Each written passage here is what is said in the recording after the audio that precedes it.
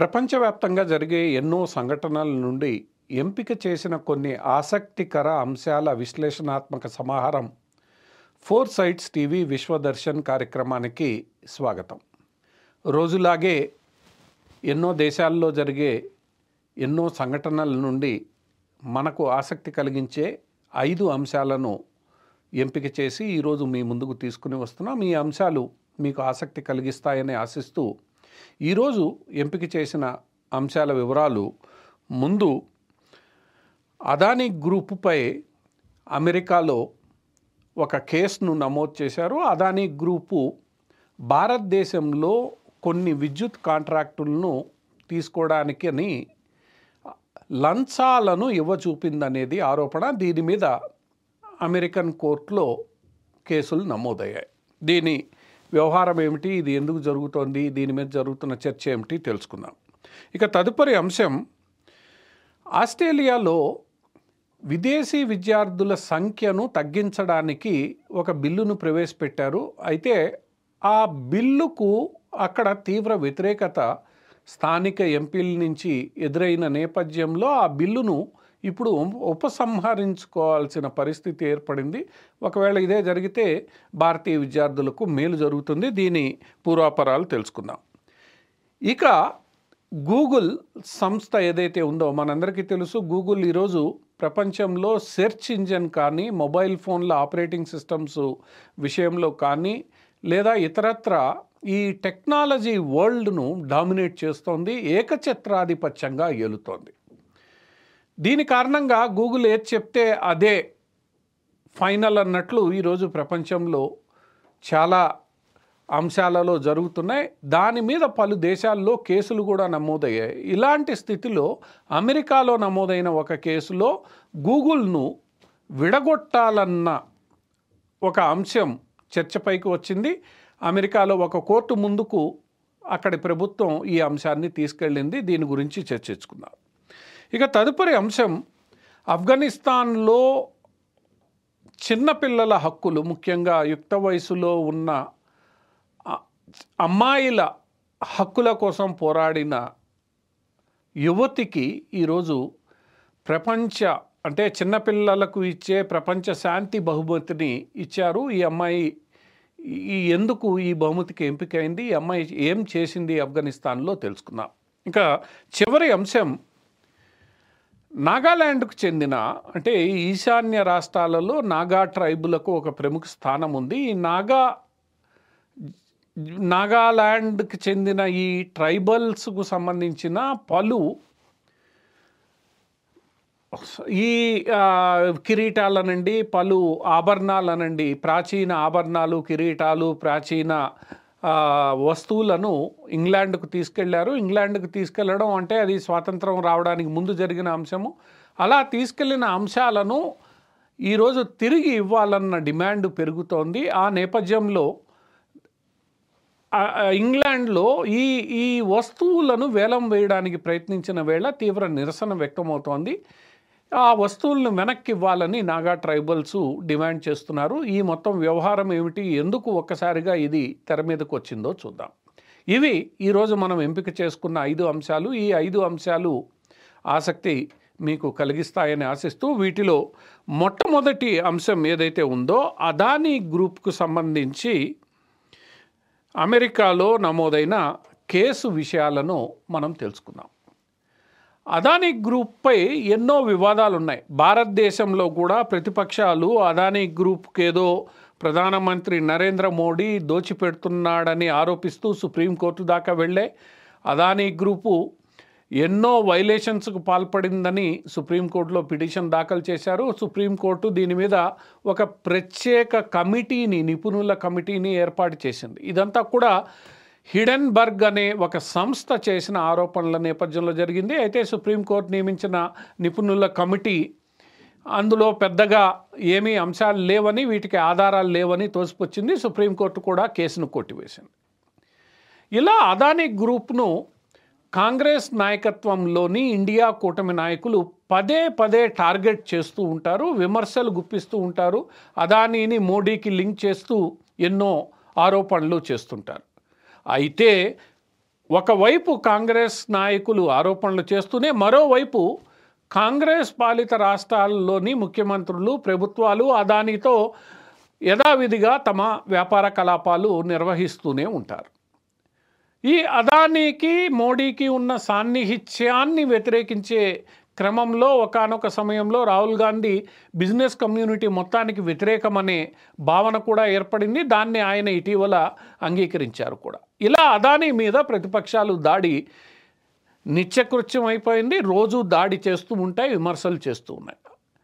ఈ అదానీ మీద విమర్శలు చేయడానికి కేవలం రాజకీయ ఉద్దేశాలే కాకుండా అమెరికాలోని డీప్ స్టేట్ సంస్థలు అంటే ఏ సంస్థలైతే ప్రజాస్వామ్యం, ఈ లిబరలిజం, ఈ అంశాలపైన పోరాడుతూ ఉంటాయో ఆ సంస్థలు కూడా ఈ అదానీ మోదీని ఇబ్బంది పెట్టడానికి అదానీని టార్గెట్ చేస్తున్నారన్న విమర్శలు చాలా ఎక్కువగానే వినవస్తూ ఉంటే అందులో కొంత వాస్తవము లేకపోలేదు. ఈరోజు అమెరికాలో డొనాల్డ్ ట్రంప్ గెలిచిన సందర్భంలో డొనాల్డ్ ట్రంప్ గెలుపును అదానీ స్వాగతించారు. అలానే అమెరికాలో తాను పెట్టుబడులు పెడతానని 15,000 ఉద్యోగాలు కల్పిస్తానని ఆయన చెప్పారు. ఈ నేపథ్యంలో ఉన్నట్లుండి అమెరికాలో అక్కడ జస్టిస్ డిపార్ట్మెంట్ ఒక కేసును న్యూయార్క్ కోర్టులో దాఖలు చేసింది. ఆ కేసులో ఉన్న అభియోగాలు ఏమిటంటే అదానీ గ్రూపు భారతదేశంలోని 5 రాష్ట్రాలలో సౌర విద్యుత్ శక్తి కాంట్రాక్టులను పొందడానికి అక్కడ లంచాలు ఇవ్వచూపింది. ఈ అంశాన్ని అదానీ గ్రూపు మరుగున పరిచి యునైటెడ్ స్టేట్స్కు చెందిన ఇన్వెస్టర్లను మోసం చేసింది కాబట్టి వాళ్ళని అరెస్టు చేసి విచారణ చేయడానికి అనుమతి ఇవ్వాలని ఆ కోర్టులో కోరడం జరిగింది. దీనిపై వెంటనే ఆ వార్త బయటకు వెలువడిన వెంటనే కాంగ్రెస్ పార్టీ అదానీపై చర్యలు తీసుకోవాలి, జేపీసీ పెట్టాలి, ఇవన్నీ చర్చలు మొదలయ్యాయి. యాక్చువల్గా ఈ మొత్తం వ్యవహారం బయటికి రావడానికి కాంగ్రెస్ పన్నిన వ్యూహం కొంత బిడిసి కొట్టింది. ఎందుకంటే మహారాష్ట్ర ఎన్నికల సందర్భంగా దీన్ని బయటికి తీసుకురావాలనుకున్న కాంగ్రెస్ పార్టీ ఎన్నికలు అయిన తర్వాత ఇది బయటకు వచ్చేసరికి పెద్దగా ప్రయోజనం పొందలేకపోయింది. ఏది ఏమైనప్పటికీ ఈరోజు కాంగ్రెస్ పార్టీ ముఖ్యంగా రాహుల్ గాంధీ వెంటనే అదానీని అరెస్ట్ చేయాలి, మోదీ అరెస్ట్ చేయడు, మోదీకి మిత్రుడు, మోదీ దోచిపెడుతున్నాడని ఈరోజు విమర్శలు చేశారు. అదానీ గ్రూపు ఈ ఆరోపణలన్నీ తోసిపుచ్చి దీన్ని కోర్టులో ఎదుర్కొంటామని చెప్పింది. అయితే ఇక్కడ అసలు వాస్తవం ఏంటంటే అదానీ గ్రూపు లంచాలు చూపిందనే ఆరోపణ మాత్రమే, ఇచ్చిందన్న ఆరోపణ అమెరికా కోర్టులో జస్టిస్ డిపార్ట్మెంట్ ఎక్కడా చేయలేదు. ఇది మొదటి అంశం. రెండవ అంశం, ఎవరికి లంచం చూపింది? 5 రాష్ట్ర ప్రభుత్వాలు. 5 రాష్ట్ర ప్రభుత్వాలు ఏవి? అందులో ఒకటి ఆంధ్రప్రదేశ్, రెండవది ఒడిస్సా, మూడవది ఛత్తీస్గఢ్, నాలుగవది తమిళనాడు, 5వది ఆ రోజు కాంగ్రెస్ అధికారంలో ఉన్న మహారాష్ట్ర లాంటి ప్రభుత్వం. ఏ సమయంలో అదానీ ఈ లంచాలు చూపాడు అని పేర్కొన్నారో ఆ సమయంలో అక్కడ అధికారంలో ఉన్నది కాంగ్రెసు మిత్రపక్షాలు మాత్రమే. ఈరోజు ఏ ఆరోపణలైతే యుఎస్ జస్టిస్ డిపార్ట్మెంట్ చేసిందో ఆ ఆరోపణలే మనం వాస్తవాలు అనుకుని ముందుకు వెళితే ఈ కాంగ్రెస్ మిత్రపక్షాలు అధికారంలో ఉన్న ప్రభుత్వాలు అదానీ నుంచి సుమారు 220 కోట్ల రూపాయలు, అంటే దగ్గర ఇక్కడ అమెరికా జస్టిస్ డిపార్ట్మెంట్ చేసిన ఆరోపణల ప్రకారం 2,200 కోట్ల రూపాయలు అవినీతి జరిగింది. అంటే అంత ధనాన్ని ఆ రోజుల్లో ఈ కాంగ్రెస్ మిత్రపక్షాలు పాలిస్తున్న ప్రభుత్వాలకు అదానీ ఇచ్చాడనేది ఆరోపణ. ఈ ఆరోపణపై రాహుల్ గాంధీ స్పందించకుండా అదానీని అరెస్ట్ చేయాలి అంటారు. అదానీ ఎవరికి ఇచ్చారు? లంచం ఇచ్చినా తీసుకున్నా రెండూ నేరమే. ఆ నేరమైనప్పుడు కాంగ్రెస్ మిత్రపక్షాలు కాంగ్రెస్ పాలిత ప్రభుత్వాలకు లంచం ఇచ్చినప్పుడు మరి అరెస్టులు రెండు వైపులా జరగాలి. దాని మీద ఎవరు మాట్లాడడం లేదు. ఈ రాజకీయ దుమారం రాబోయే రోజుల్లో ఇంకా తీవ్రతరమయ్యే అవకాశం ఉంది. అయితే ఇక్కడ అమెరికాలో అధ్యక్షుడు దిగిపోయే సందర్భంలో హడావిడిగా ఈ కేసును ఎందుకు నమోదు చేశారు అన్న ప్రశ్న కూడా ఈరోజు తలెత్తుతోంది. ఆ ప్రశ్నకి సమాధానంగా అదానీ నరేంద్ర మోడీకి, డొనాల్డ్ ట్రంప్కు కొంత సాన్నిహిత్యం కలిగిన వాడు కాబట్టి అదానీని టార్గెట్ చేసుకుని నరేంద్ర మోడీని ఇబ్బంది పెట్టాలన్న ప్రయత్నం ఈ డెమోక్రట్లకు సన్నిహితంగా ఉండే జార్జ్ సోరోస్ లాంటి వ్యక్తులు ఎప్పటి నుండో ప్రయత్నిస్తున్నారనే విమర్శలు, ఆరోపణలు ఉన్నాయి. అందులో వాస్తవాలు ఉన్నాయి. ఈరోజు డొనాల్డ్ ట్రంప్ను ఓడించలేని పరిస్థితుల్లో, నరేంద్ర మోడీని కూడా ఓడించలేని స్థితిలో ఈ వ్యక్తులు అదానీని మళ్ళా ముందుకు తీసుకొచ్చారనే విమర్శలు ఎక్కువయ్యాయి. ఇదే వ్యక్తులు బంగ్లాదేశ్ ద్వారా కూడా భారత ప్రభుత్వాన్ని ఇబ్బంది పెట్టాలని చూశారు, శ్రీలంక ద్వారా ఇబ్బంది పెట్టాలని చూశారు, మాల్దీవుల ద్వారా ఇబ్బంది పెట్టాలని చూశారు. ఇప్పుడు మళ్ళా మరోమారు, ఎందుకంటే గతంలో హిండెన్బర్గ్ను అడ్డం పెట్టుకొని అదానీ మీద ఆరోపణలు చేసి భారత ప్రభుత్వం మీద విమర్శలు గుప్పించే ప్రయత్నం చేశారు. అవి సఫలీకృతం కాలేదు, సుప్రీంకోర్టు అంగీకరించలేదు. ఈరోజు మళ్ళా అదే కథను ఈరోజు అమెరికాలో ఉన్న కొన్ని సంస్థలు నరేంద్ర మోడీ ప్రభుత్వాన్ని డీస్టెబిలైజ్ చేయడానికి మరోమారు ఈ ఆరోపణలు చేస్తున్నాయి అనేది ఈరోజు విశ్లేషకులు చెప్తున్న అభిప్రాయం. ఏది ఏమైనప్పటికీ రాబోయే రోజుల్లో ఈ అదానీ వ్యవహారం మరింత వేడి అటు అమెరికాలోనూ ఇటు భారత్లోనూ రగిల్చే అవకాశం ఉంది. ఆ వేడి ఏ దిశగా సాగుతుంది, అసలు వాస్తవాలు ఏమిటి అన్నది అటు డొనాల్డ్ ట్రంప్ అధికారంలోకి వచ్చిన తర్వాత జరిగే ఈ ఎంక్వైరీలోనూ ఇక్కడ జరగబోయే ఈ ఇన్వెస్టిగేషన్లోనూ తేలనుంది. ఏది ఏమైనప్పటికీ నరేంద్ర మోడీని నేరుగా ఇబ్బంది పెట్టలేని పరిస్థితులు అదానీని, ఖలిస్తాన్ను, బంగ్లాదేశ్ను ఇలాంటి వారిని ఉపయోగించి నరేంద్ర మోడీని ఇబ్బంది పెట్టే ప్రయత్నంలో భాగంగా దీన్ని కూడా విశ్లేషకులు అభిప్రాయపడుతున్నారు. ఏది ఏమైనప్పటికీ అదానీ మీద ఇంతవరకు చేసిన ఆరోపణలు ఏవి రుజువు కాలేదు. మరి ఈ ఆరోపణల సంగతి ఏందో భవిష్యత్తులో తేలనుంది. ఇది ఈరోజు భారతదేశంలోనే కాదు అమెరికాలో కూడా తీవ్ర చర్చనీయాంశంగా మారిన అంశం. ఇక అదానీ చేసిన బిజినెస్, ఆ బిజినెస్ సంస్థల పేరు ఇక్కడ ప్రస్తావించలేదు. ఎందుకంటే ఆ ఆరోపణలు ఎంతవరకు వాస్తవమో ఏదో మనకు తెలియదు కాబట్టి. ఇక మనం ఎంపిక చేసుకున్న తదుపరి అంశం ఏదైతే ఉందో అది ఈ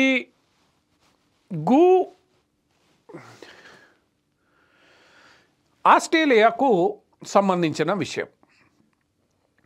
ఆస్ట్రేలియాలో కొంతకాలం క్రితం వలస వచ్చే వారి సంఖ్యను తగ్గించాలనే ఉద్దేశంతో ఆస్ట్రేలియాలో చదువుకోవడానికి వచ్చే విద్యార్థుల వీసా సంఖ్యను తగ్గించాలని ఒక నిర్ణయం తీసుకున్నారు. ఆ నిర్ణయానికి అనుగుణంగా ఒక బిల్లును ప్రవేశపెట్టారు. ఆ బిల్లుకు మొదట్లో ఆస్ట్రేలియాలోని అన్ని పార్టీల మద్దతు దొరికింది. ఒక రకంగా ఆ బిల్లు సులభంగా, సునాయాసంగా ఆస్ట్రేలియన్ పార్లమెంట్లో పాస్ అవుతుందనే భావన కూడా ఏర్పడింది. దీనివల్ల ముఖ్యంగా నష్టపోతున్నది భారతీయ విద్యార్థులు అని విమర్శలు వచ్చాయి, ఆరోపణలు వచ్చాయి. అయితే ఈ బిల్లును ఆస్ట్రేలియాలోని విశ్వవిద్యాలయ ప్రతినిధులు చాలా తీవ్రంగా వ్యతిరేకించారు. కారణం, ఆస్ట్రేలియాలో విదేశీ విద్యార్థుల ద్వారా సుమారు $50 బిలియన్ ఈ విశ్వవిద్యాలయాలు ఇతరత్ర ఆస్ట్రేలియన్ ఎకానమీకి ఆదాయం వస్తోందని, అలాంటి ఆదాయాన్ని ఈరోజు కోల్పోయే ప్రమాదం ఉందని వీళ్ళందరూ హెచ్చరిస్తూ వచ్చారు. ఈ మొత్తం చర్చ జరుగుతున్న వేళ ఆస్ట్రేలియాలో ప్రతిపక్షంగా ఉన్న పార్టీ ఏదైతే ఉందో గ్రీన్ పార్టీ, ఆ పార్టీ మొదట్లో బిల్లును సమర్థించినా చివరకు బిల్లు మీద వస్తున్న వ్యతిరేకతను, ఈ విశ్వవిద్యాలయాల చెప్తున్న అంశాలను, ఇతరత్ర అంశాలను పరిగణలోకి తీసుకుని ఈరోజు బిల్లును వ్యతిరేకిస్తోంది. ఎప్పుడైతే ప్రధాన ప్రతిపక్షం బిల్లును వ్యతిరేకిస్తోందో చిన్నా చితకా పార్టీలు కూడా ఈ బిల్లును వ్యతిరేకించడం ప్రారంభమైంది. దీంతో ఈరోజు ఆస్ట్రేలియన్ పార్లమెంటులో ఈ బిల్లు పాస్ అయ్యేటట్లు మనకి కనిపించట్లేదు. రాబోయే రోజుల్లో ఈ బిల్లును ప్రస్తుత ఆస్ట్రేలియా ప్రభుత్వం పార్లమెంటు నుంచి ఉపసంహరించుకునే సూచనలు మనకు కనిపిస్తున్నాయి. ఏది ఏమైనప్పటికీ ఇది భారతీయ విద్యార్థులకు ఒక శుభ పరిణామం. ఎందుకంటే ఇప్పటికే కెనడాలోకి వెళ్ళి చదువుకోవడానికి అవకాశాలు తగ్గిపోతున్నాయి. కెనడాలో పరిస్థితులు మనకు సహకరించడం లేదు. ఇక డొనాల్డ్ ట్రంప్ వచ్చిన తర్వాత అమెరికాకు సంబంధించి పరిస్థితులు ఎలా ఉంటాయో తెలియదు. యూరోప్లో కూడా ఈ ఆంక్షలు ఎక్కువయ్యాయి. అలాంటి నేపథ్యంలో మన దేశానికి చెందిన విద్యార్థులు వెళ్ళడానికి ఉన్న అవకాశం ఆస్ట్రేలియా. ఈరోజు అక్కడ తగ్గిన అవకాశాలను ఈరోజు ఆస్ట్రేలియాలో వినియోగించుకోవడానికి భారతీయ విద్యార్థులు సిద్ధంగా ఉన్నారు. కాబట్టి ఆ వినియోగాన్ని అంటే భారతీయ విద్యార్థుల యొక్క ఆసక్తిని కొంతమేర సద్వినియోగం చేసుకోవాలనే ఉద్దేశంతో ఆస్ట్రేలియాలోని పలు సంస్థలు విశ్వవిద్యాలయాలు ఉన్నాయి. కాబట్టి ఈరోజు ప్రభుత్వం కూడా వెనక్కి తగ్గే సూచనలు మనకు కనిపిస్తున్నాయి. ఇది భారతీయ విద్యార్థులకు ఒక రకంగా మేలు జరిగే అంశం. ఇక మనం ఎంపిక చేసుకున్న తదుపరి అంశం గూగుల్కు సంబంధించింది. ఈరోజు గూగుల్ అంటే తెలియని చిన్న పిల్లవాడు కూడా ఉన్నాడు. ఆ పిల్లవాడు ప్రపంచ జ్ఞానాన్ని తెలుసుకుంటాడో లేదో తెలియదు, కానీ అతనికి గూగుల్ గురించి పూర్తిగా తెలిసిపోతుంది. ఎందుకంటే చేతిలో ఫోన్ ఉంటే గూగుల్ ఆ ఫోన్ను శాసిస్తుంది. కాబట్టి ఆ ఫోన్ను వినియోగించిన ప్రతిసారి ఆ గూగుల్ పేరు కనిపిస్తూ ఉంటుంది. కాబట్టి ఈరోజు స్మార్ట్ ఫోన్ 90% స్మార్ట్ ఫోన్లు ఆ గూగుల్ ఆధీనంలోనే ఉన్నాయి. ఆ గూగుల్ ఎలా చెప్తే ఆ గూగుల్ సాఫ్ట్వేర్ ఎలా వెళ్ళమంటే ఆ స్మార్ట్ ఫోన్లు అలా వెళ్తాయి. ఇది ఈరోజు గూగుల్ యొక్క పరిస్థితి. ఆఖరికి టెలివిజన్ సెట్లను కూడా ఈ గూగుల్ సాఫ్ట్వేర్ డామినేట్ చేస్తోంది. ఇళ్లల్లో ఈరోజు ఓటీటీలను, టెలివిజన్ సెట్స్ను, కంప్యూటర్లను అన్ని డిజిటల్ కమ్యూనికేషన్స్ డివైజెస్ని ఈరోజు గూగుల్ శాసిస్తోంది.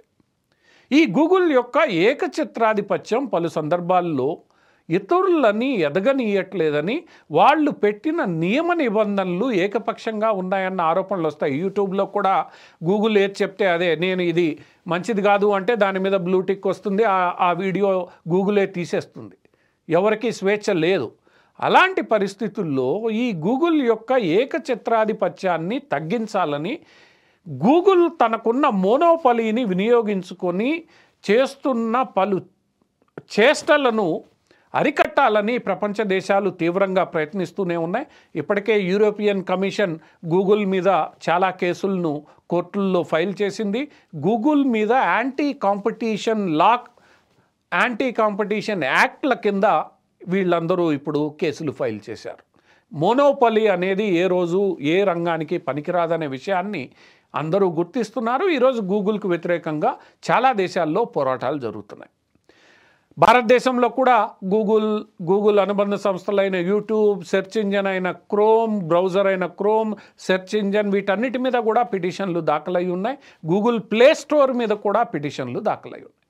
ఇది నానాటికి ఎక్కువై ఎందుకంటే గూగుల్ ఒక అమెరికన్ సంస్థ కాబట్టి అమెరికన్ ప్రభుత్వం కూడా ఈ గూగుల్ యొక్క ఆధిపత్యాన్ని కొంతైనా అరికట్టాలని నిర్ణయం తీసుకుంది. గతంలోనే గూగుల్ యొక్క ఆధిపత్యాన్ని అరికట్టడానికి, గూగుల్ ఏకఛత్రాధిపత్యాన్ని తగ్గించడానికి అమెరికన్ కోర్టుల్లో పలు కేసులు దాఖలయ్యాయి. అమెరికన్ సెనేట్ స్వయంగా ఈ అంశాల మీద గూగుల్ CEO సుందర్ పిచాయ్ని విచారించింది కూడా. ఆయన్ని కూడా పిలిపించి దీని మీద వాళ్ళు తీవ్ర స్థాయిలో ప్రశ్నల్ని సంధించారు.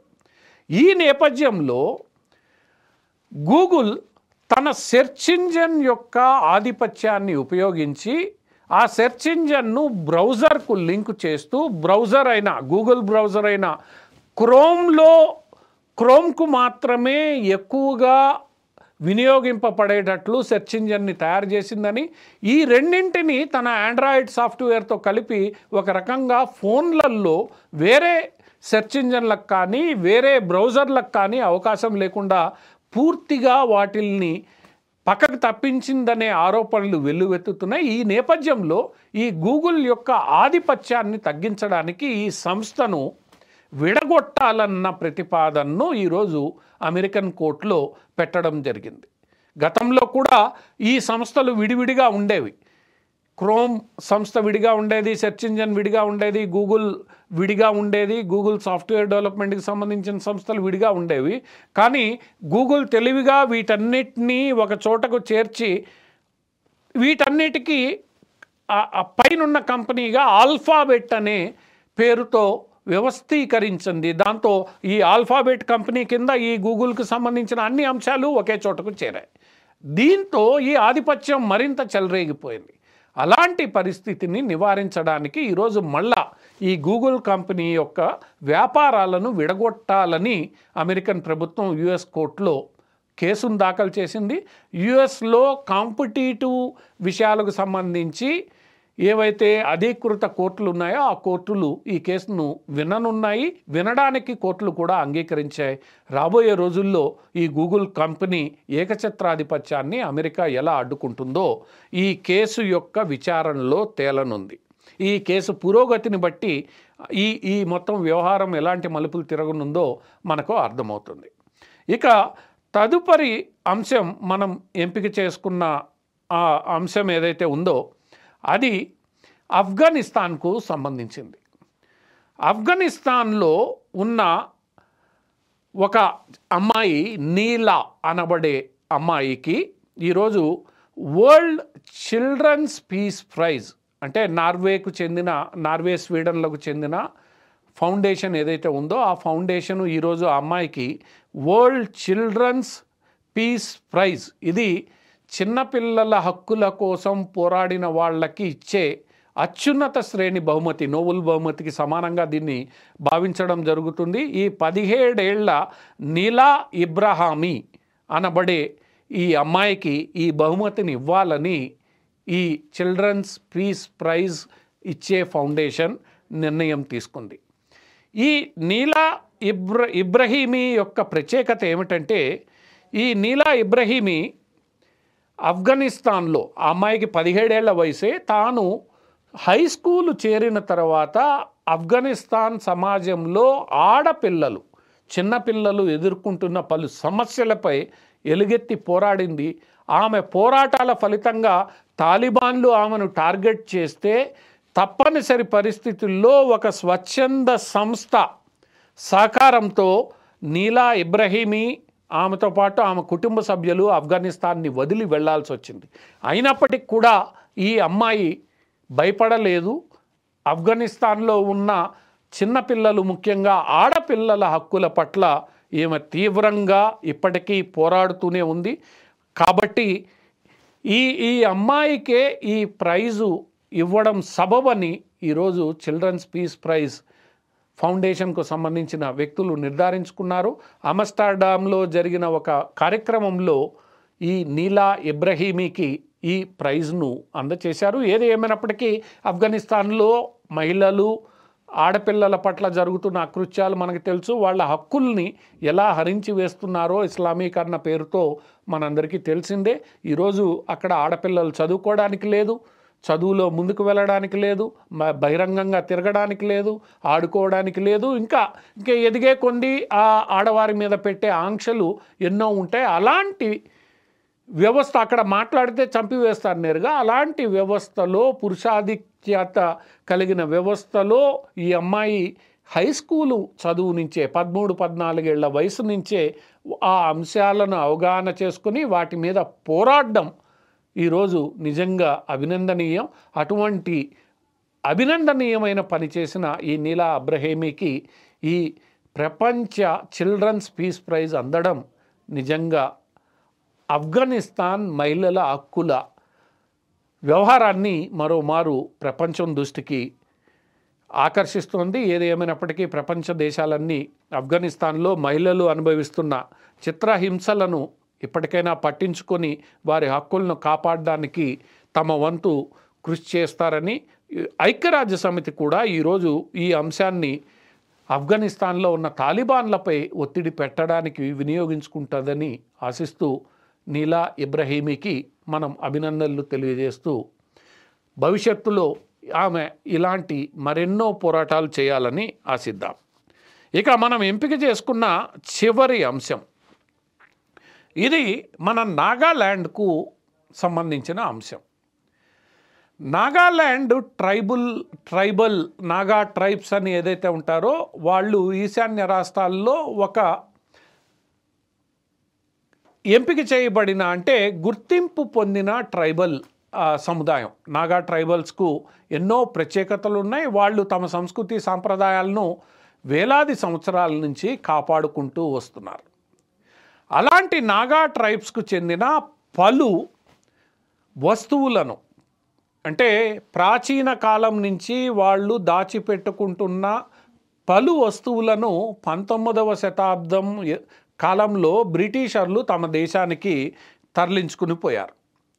ఈ బ్రిటిషర్లు తరలించుకుపోయిన ఈ వస్తువులను వెనక్కి ఇవ్వాలని ఆ నాగా ట్రైబల్స్కు చెందిన పలువురు వ్యక్తులు ఒక ప్రత్యేక సంస్థను ఏర్పాటు చేసుకున్నారు. ఆ సంస్థ పేరు నాగా ఫోరం ఫర్ రీకన్సిలియేషన్.